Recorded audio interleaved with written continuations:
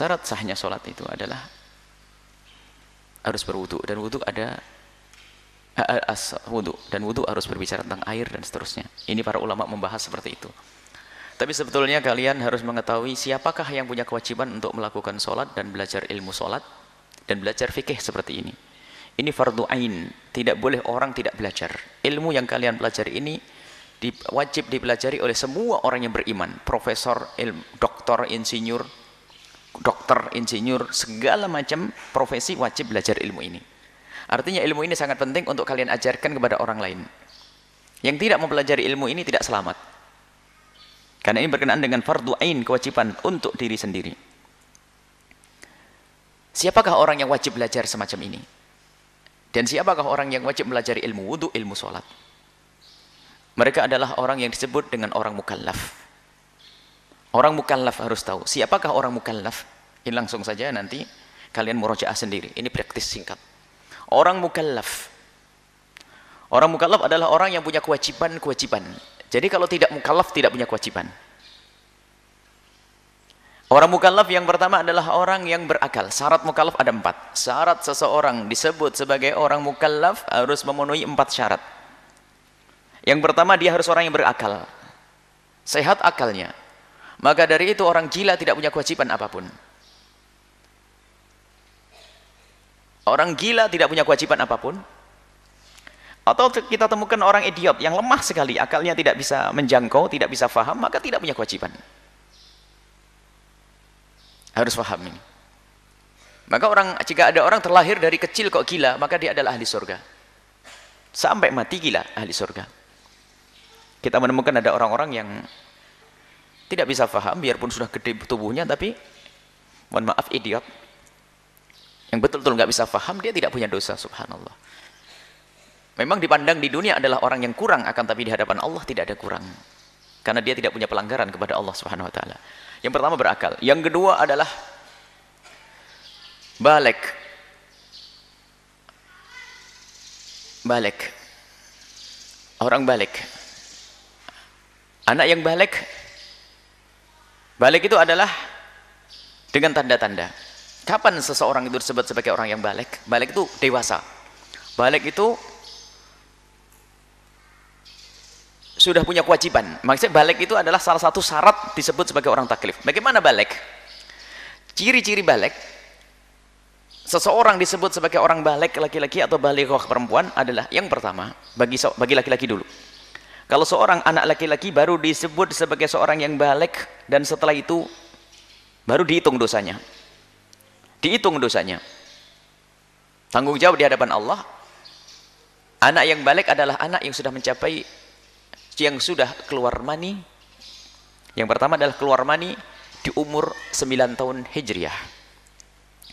Keluar mani di umur 9 tahun Hijriah.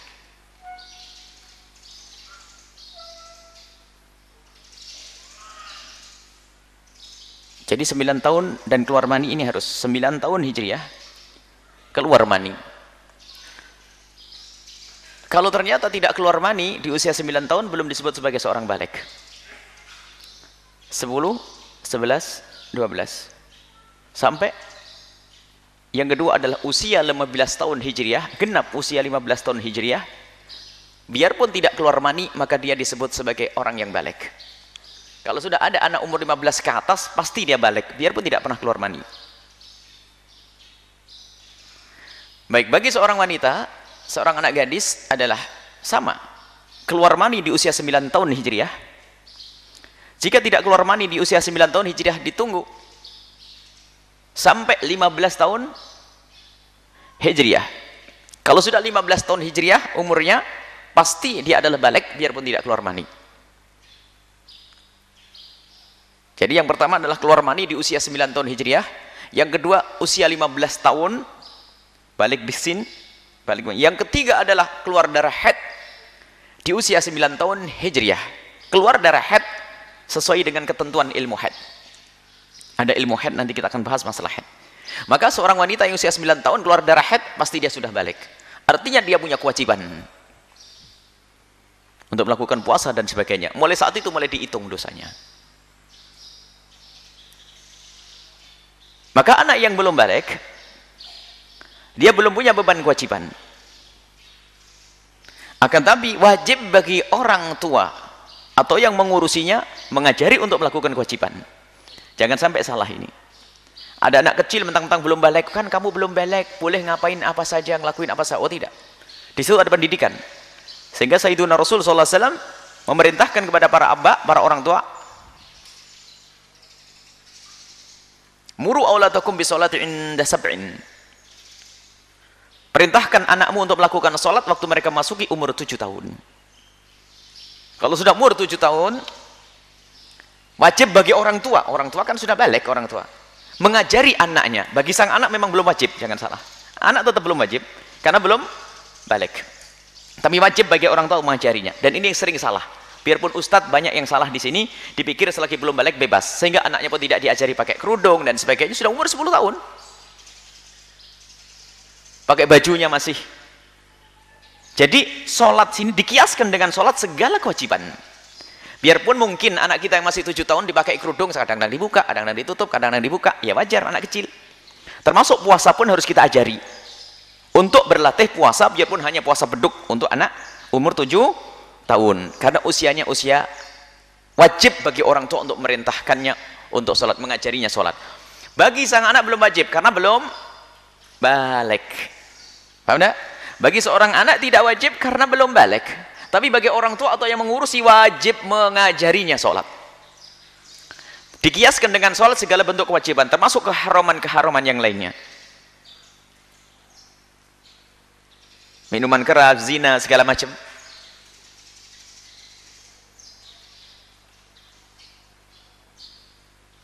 Seorang anak kecil tidak ngerti dosa. Mungkin ada seorang anak kecil dizinai oleh seorang dewasa dan dia mengerti, dia nerima. Ada anak umur 8 tahun belum balik, belum haid, dizinai, na'udzubillah. Yang dosa yang melihat, yang dosa yang gede. Anak kecil tidak punya apa-apa, tidak mengerti apa-apa. Tapi bagi orang tua wajib mengajarinya. Usia 7 tahun. Dalam bahasa lain usia tamyiz. Nanti ada catatan kecil. Siapakah orang disebut tamyiz? Ini cabang daripada masalah balik tadi. Tamyiz, orang tamyiz itu seorang mulai akalnya hidup. Seorang anak kecil disebut sebagai seorang yang tamyiz, yang transaksinya boleh dianggap, omongannya sudah mulai dianggap. Tamyiz syaratnya ada 2. Yang pertama umur 7 tahun hijriah. Yang kedua dia sudah bisa membedakan antara kiri dan kanan, bisa cepok sendiri, makan sendiri, mandirilah gitu. Tamyiz. Makanya kalian sering mendengar tamyiz. Apa sih tamyiz? Anakuna mumayyizan. Hendaknya dia adalah seorang yang sudah tamyiz. Apa tamyiz? Harus ada catatan yang jelas. Tamyiz menurut madhab kita Imam Syafi'i dijelaskan bahasanya usia tamyiz adalah usia 7 tahun hijriah plus syarat yang kedua apa? Dia sudah bisa membedakan kiri kanan atau dalam bahasa lain mandiri. Ini cabang pembahasan tentang balik. Jadi syarat taklif yang kedua adalah balik. Selagi belum balik, dia belum punya beban kewajiban. Tapi sudah wajib belajar. Makanya kalau di pondok ada peraturan, biarpun dia belum balik, wajib dia sholat. Kalau tidak sholat, dihukum. Termasuk harus mulai dilatih untuk menutup auratnya. Tidak boleh mandi berdua dan seterusnya. Karena sudah tamyiz. Sudah wajib kita ajarkan mengenal kewajiban-kewajiban dari Allah Subhanahu wa taala. Kadang ini lengah, yaitu menganggap bahwasanya selagi belum balik ya enggak apa-apa. Yang salah bapaknya. Dan ini tidak, bahkan mungkin seorang penuntut ilmu, seorang ustadz, kita menemukan anaknya sudah umur 10, 11 hanya gara-gara belum haid saja dibebaskan bajunya. Mumpung kamu masih kecil nak, mumpung kamu belum balik. Ajib. Dan kadang kelihatan datang ke sini, masya Allah, sudah umur berapa itu? Ingat, ini ilmu untuk dirimu sendiri, bukan untuk mengoreksi orang lain.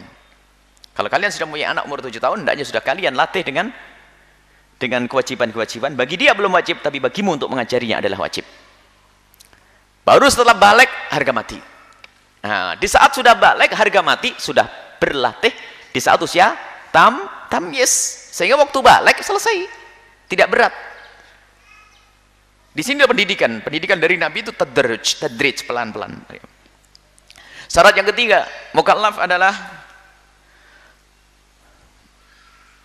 orang yang sampai kepadanya dakwah, mendengar dakwah Islam, orang yang mendengar dakwah Islam.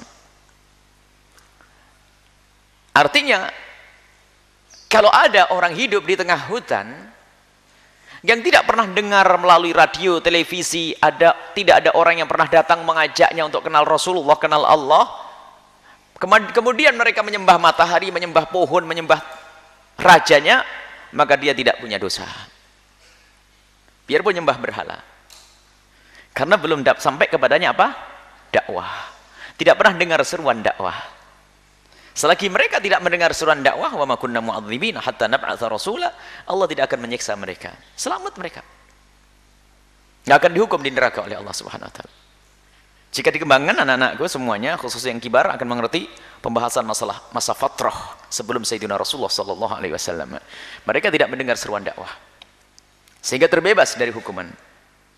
Ini nanti pembahasannya. Cuman ini adalah kaidah. Kalian harus paham. Jadi kalau menjelaskan orang itu detail. Selama ini disebut dalam kitab fikih masalah mukallaf. Tapi kadang tidak bisa menjelaskan apa sih orang mukallaf, enggak ngeh.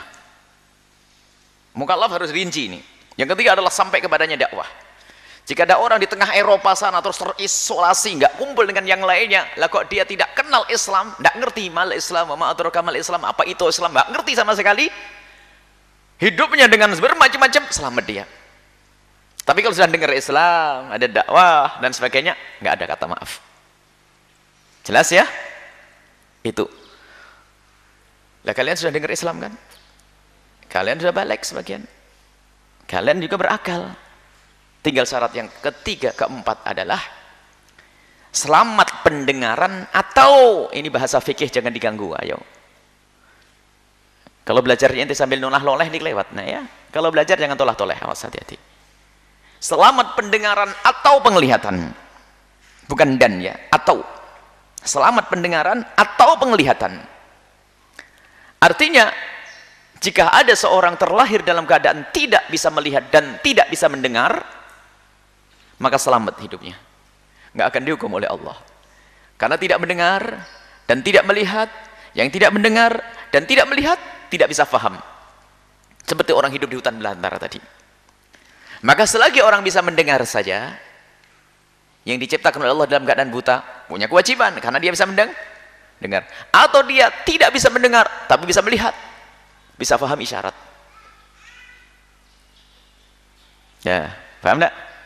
Paham, harus jelas, nggak boleh ilmu setengah-setengah.